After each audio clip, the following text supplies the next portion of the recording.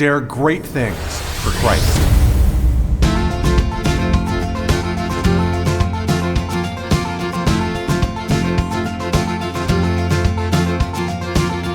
Christ calls us to dare great things. In the marketplace, as well as in the mission field, there has never been a time like the present for the spirit of the Catholic entrepreneur. Now is the time for men and women of great courage and great vision to engage our church and our culture. Now is the time to dare great things. And here is your host as we dare great things, Father Nathan Cromley, the president and founder of the St. John Institute. There are many aspects about the Christian faith which we could find surprising. Not everything that God does is immediately self-evident to us, but something that never ceases to amaze me is that God insists that we take action. Not only does he say, do not be afraid, but he doesn't let us off the hook. Leaders have to make decisions constantly and engage themselves in operations that can sometimes be risky. Why does God do this? And where can we find the courage to embrace the risk and still dare the deed? Thanks everyone for coming and being a part of this.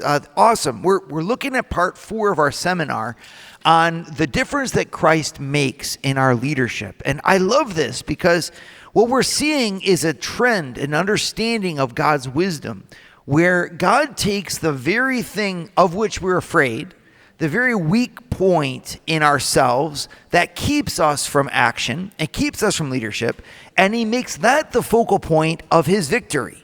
This is consonant with his mercy. When God shows mercy, he actually goes towards the wound that we think brings us condemnation, and he makes that wound the very site of his glory and of his healing in our life. Now, that's amazing. So think about St. Paul, for example. He goes off and does the worst thing he could possibly imagine, which is, of course, persecuting the church of God unto death. And God makes that the salient feature for his ministry, where he becomes the apostle to the Gentiles and proclaims Christ from the rooftops the rest of his life. And this is something that we see a lot of times when God takes a wound and makes that wound the very place whence a person becomes a healer. I'm thinking many of the counselors that are out there in the audience today, or psychologists. This is something that where did you first get interested in psychology? Or physical therapists? You take a poll on why someone wanted to become a physical therapist, and usually it's because, in fact, they had gone through physical therapy and were inspired and touched by a therapist. So they took an occasion that was hard for them, and they turned that into a life-giving proposition, where now they're touching the world and making it better precisely through the spot which they thought was their downfall. And God does this again and again throughout Scripture. He takes our weakness and he makes the weakness strong, not just taking it away from us, but by meeting us there so that the very spot that we thought would bring about our downfall actually becomes one of the most beautiful and wonderful places where we give ourselves to other people. And he's going to do the same thing in your company. I even think that it's a principle to say that a company is never really strong until it knows where it's weak. And as soon as a company knows where it's weak, where it can break down, it can actually make that very spot of weakness, thanks to its efforts and its focus, into the spot where it becomes the strongest. Right? So if you take a look at that, then we need to not be afraid to see where we break down. We have to be more afraid of not knowing where we break down. The real weakness is going to come when we deny the fact that we have problems, or we deny the fact that we actually can improve, and we think that our own strength suffices. That's the great thing about the Christian wisdom. God is even stronger than we are. God is bigger than we are. God can do more than we can do, and we need to get out of God's way and let God do his wonders. Well, what does that look like? Concretely, it looks like us saying having problems is not a problem. It's having problems with having problems. That's the real problem. And if I embody that philosophy, then I can take a look at all of the reasons why I don't succeed. And I put them into 5 boxes, right? I think you can say I don't succeed because I don't really want to do anything. And I'm going to call that fatalism. Right? I can do it because I'm not sure how I'm supposed to do something or the way to find success. I'm going to call that fog. I'm going to fail or not succeed because I never even try. I mean, like I have an idea, I've got a plan, but I can't actually effectuate. Kind of like a young man who's, going to ask a girl out and chooses not to. Well, he's never going to find that girl to be his wife if he can't ask her to dance. But because he can't ask her to dance and he has that fear, the fear of risk, he's never going to find a way to the ultimate success because he can't even effectuate on a small thing. And there are people out there like that. We know that we want to be a good dad. We know the way to be a good dad is to play catch with our kids in the backyard, and yet we can't seem to find our way off the couch, right? And so because we can't find our way off the couch, it never happens. The fourth form of failure, or the reason why we don't succeed, is because we just are plumb tuckered out. We've tried so many times that we just give up. And even if we try and we're succeeding, it's a long road. It's a hard and long haul. And sometimes we just run out of energy because we always are facing adversity after adversity. It's like every time you try to do something, you spell action and daring by adversity and challenge. And that can just really get wearing and knock you off the horse. And then, of course, the fifth way is by what I call forlornness. And it's this isolation that a leader can exhibit that says, you don't want to follow me anyway. A forlorn person is someone who creates their own solitude by refusing to believe that anyone sees value in who they are or what they do. And all of those weaknesses can actually become doorways to Christ. When I let Christ into my forlornness, for example, that he changes that forlornness into a gift of communion. The very fact that I feel like I'm able to be rejected when united to God's mercy actually becomes a confidence that brings other people into a unity, not only around me, but with each other as well. All right, and if I can change my fog into Christian clarity, I mean, Christ can come, and thanks to him, I see a way to make the decisions. A lot of times with fog, it's not even that it's between a choice of a bad and a good. That's kind of obvious. But when it's a choice between two good things, I mean, you can get overwhelmed. You can say, well, which of these two am I supposed to actually do? Christ comes in exactly there to say, don't be afraid of making a choice. I will be with you when you make that choice, and I will help you to pivot if that's what you need to do. And thanks to that, we can have an ability to make those decisions that's even greater than what we had before. And so forth and so on with each of those ways. And so in a special way, I want to speak now with you about what happens when we let Christ into our fear of risk. How can we take the risks that we face and actually make them the places and the occasion where we shine in victory? Right? And that fear of risk is in itself not a bad thing. It's actually rooted in a realism that we have something to lose. And the understanding of the value of what we could lose, the deeper that understanding goes, the more that fear can be at our door. And that's not from, of course, a lack of intelligence. It's from a true understanding of that intelligence. And yet Christ is calling us to not be afraid, to take a step forward like the apostles, or like Simon Peter, if you want to think of that example, who gets out of his boat and walks on the water. And you could almost ask, well, why does Simon Peter get out of the boat? I mean, he has nothing to gain from that. He could, in fact, drown. And that's how the story ends, is with Simon Peter drowning in the water because it was, in fact, risky, and he could, in fact, drown. And he calls out, Lord, save me, and the Lord lifts him up. But for a brief period of time, Simon Peter was walking on water. And I want to see, how can I transform the areas of my leadership from a certitude of drowning or a fear that's so great I never get out of the boat, and actually, thanks to Christ, walk on water in my life too. There's a way, and Christ knows it. Would you like to hear more from Father Nathan? Join the St. John Leadership Network and receive a 2-minute glance at the gospel every Sunday morning right to your phone. To learn more, go to www.stjohnleadershipnetwork.org/member and join for free today. So we need to talk about courage. And when I talk about courage here, I'm not speaking about courage in all of its shapes and forms. I'm not talking about the many ways that you can talk legitimately about courage and its role in the Christian life, I want to focus specifically on the point that we leaders face where we have to pass away from planning and into executing on our given plans.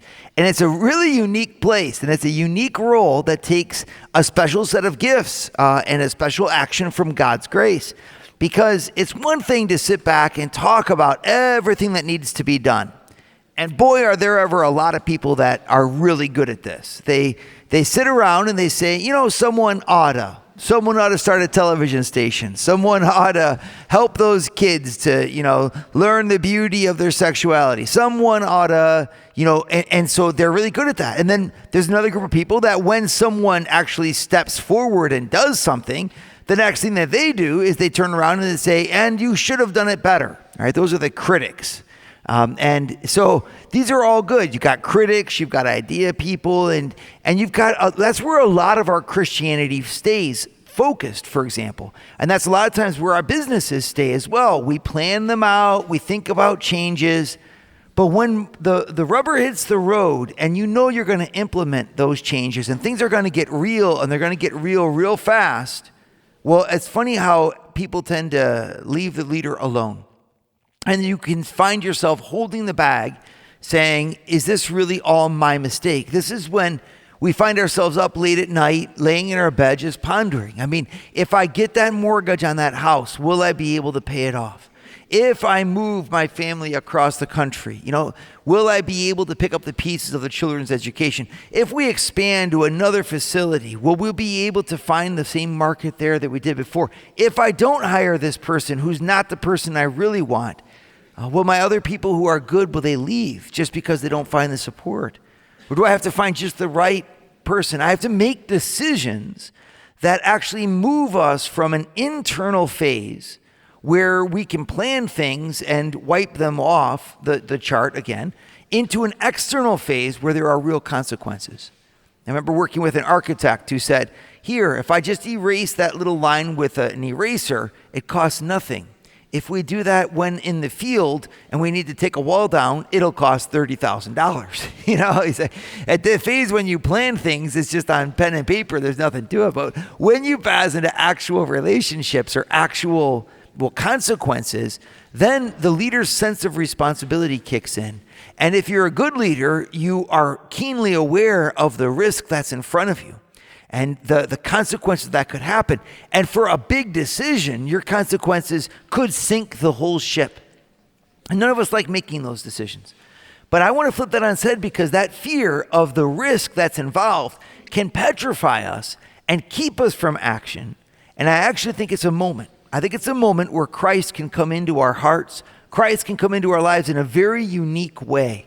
It's actually a passage of God in our lives because that risk that we carry, he actually wills for us as his gift. And I mean that. I don't mean that it's fun to lose things. I don't mean it's fun to fail. I'm not making light of any of the real suffering that's involved. And I'm also not saying that risk is even like a trivial thing. But I am saying that something happens inside of us when we pass into risk that can't happen elsewhere.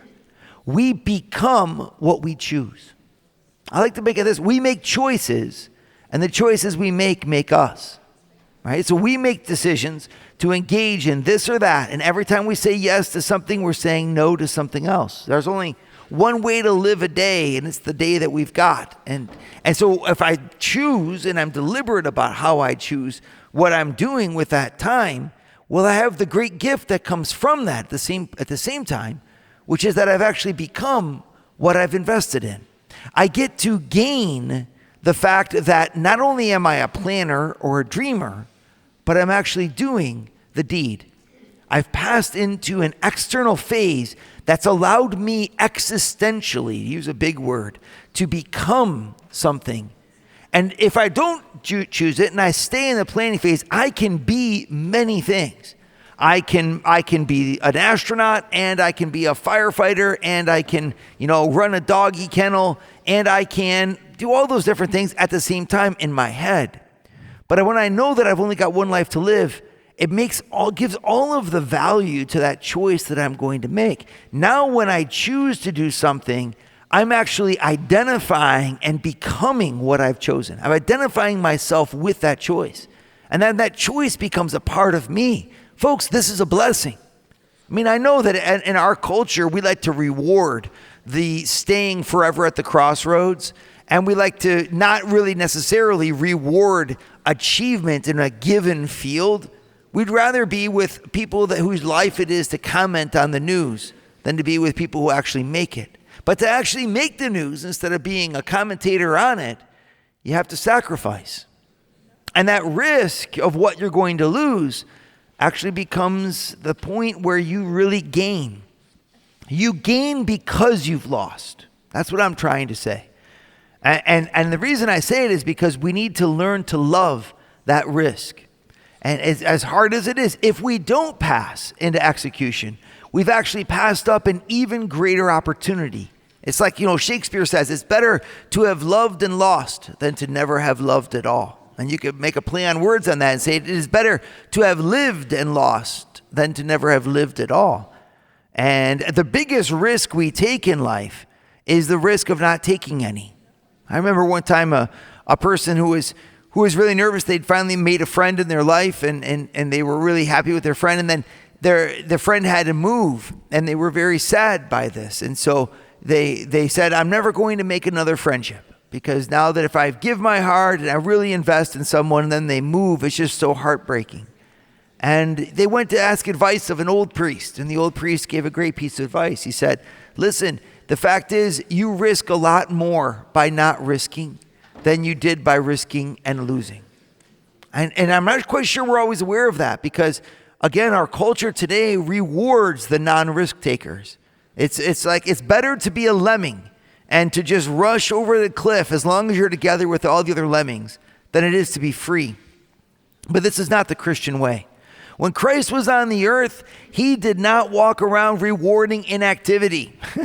He said, follow me to Simon Peter, and he gave him that dignity. Simon Peter, you can stay a fisherman with all of your nets and all of your boats, and it's a significant thing. You are running a business. You're sustaining your family. This is your capital and your past and your knowledge and skills, and I'm asking you to put them at my service instead of simply running your business on your own. And Peter and he went immediately. You have to think that was hard for him. I mean, leaving father and mother, dropping everything, and just suddenly following Christ. We make it sound like it's an easy choice. It's not an easy choice. There's a lot of risk involved in that. But Peter recognized that there was something more that he wanted, and that he couldn't have that something more unless he forsook the rest. And this is what's so important for each one of us to remember, is that it's harder to take that risk sometimes, but you risk so much more by not risking it. And I really don't care what the culture says. I'm not here to follow the culture. I'm here to follow Christ. And Christ has told us this simple truth: whoever saves his life will lose it. But whoever loses his life for my sake and the sake of the gospel will find it. Right? You only keep what you give away. And I get it. We got to be, judicious about our choices, and we have to be prudent about our sacrifices and so forth. But at the same time, guys, if we don't have action, I don't think we have love. Love pushes us into action, and action forces us into focus. Right?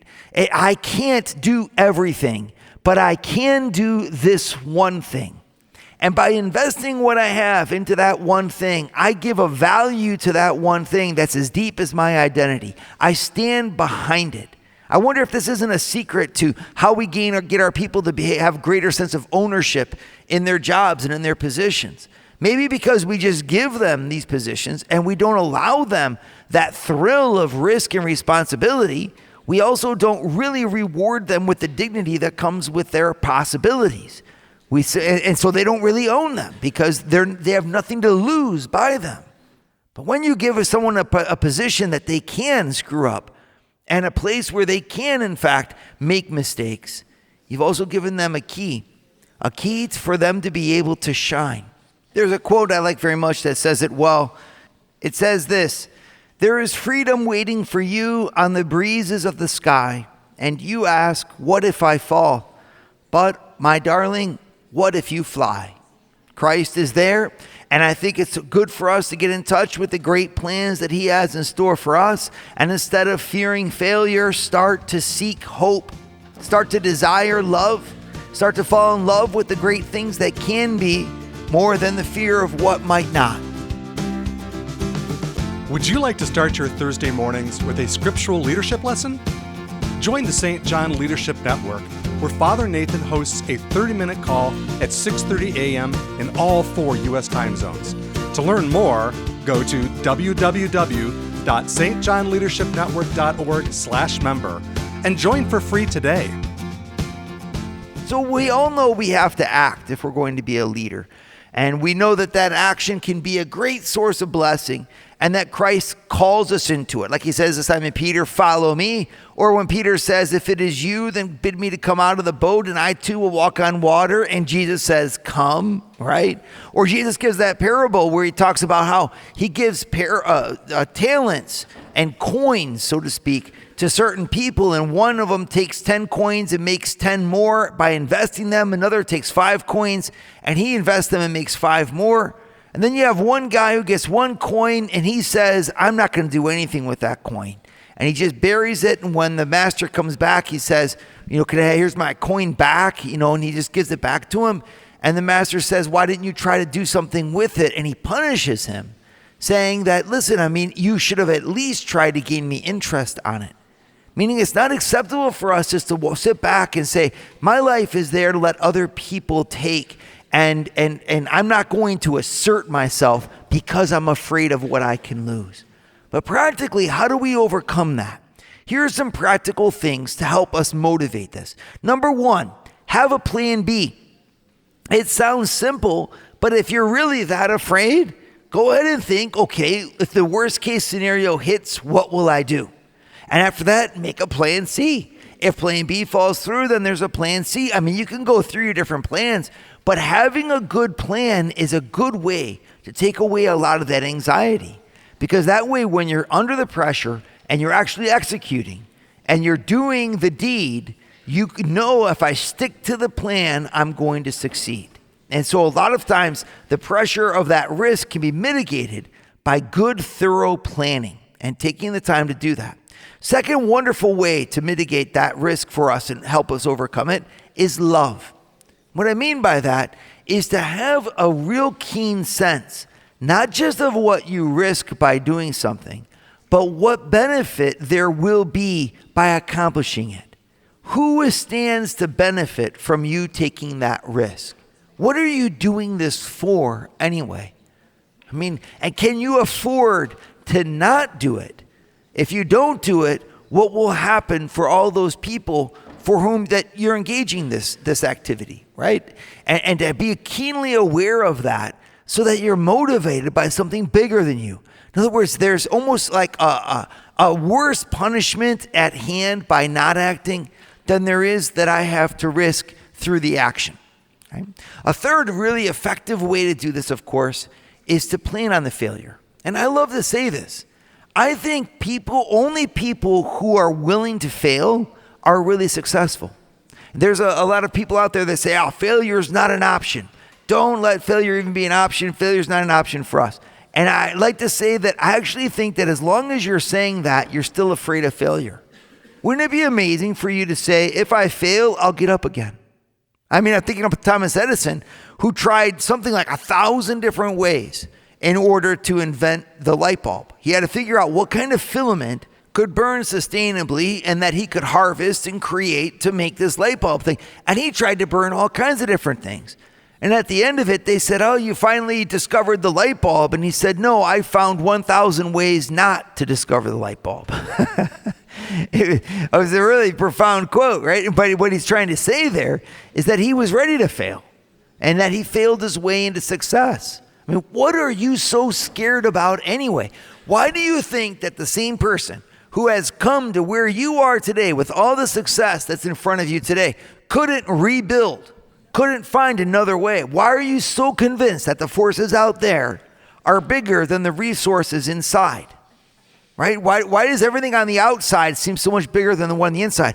When Christ is with us, he says, it's the very fact that you try that matters. Because the love that with which you try and the love you exhibit in a well thought out and a well judged plan, it means that you're willing to put yourself on the line. And I'll tell you what, no one's going to inspire anybody to follow them if they themselves aren't willing to do the deed and go forward themselves.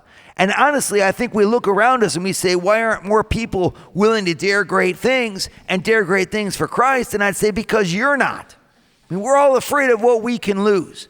And I mean, if you're going to win a battle, you got to be willing to lose it all in order to win. You got to be willing to die. And that's why you win the battle. Because you're courageous and you're stronger than your foe who's still got something to lose. If you're that afraid of loss, go ahead and lose it already. You give that to the heart and the hand of Jesus Christ and say, basta, my life is in your hands. And then you put your hand to the plow and you don't look back. Why? Because we've got a task to accomplish and it can't be done without our leadership and our ability to face that risk. It's the higher up that you go, the bigger the risk. That's why you're there.